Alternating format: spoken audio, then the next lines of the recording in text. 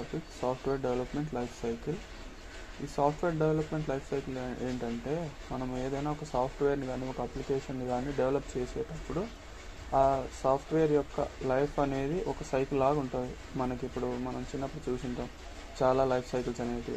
Like ఒక పురుగు కానీ, ఒక అనిమల్ కానీ, లైక్ మనమే చూసుకోండి, ఒక మనిషి కానీ పుట్టుక నుంచి చావు వరకు ఒక లైఫ్ సైకిల్ అంటాం కదా, అలాగనే ఇక్కడ కూడా సాఫ్ట్వేర్ డెవలప్మెంట్లో లైఫ్ సైకిల్ అనేది ఒకటి ఉంటుందండి.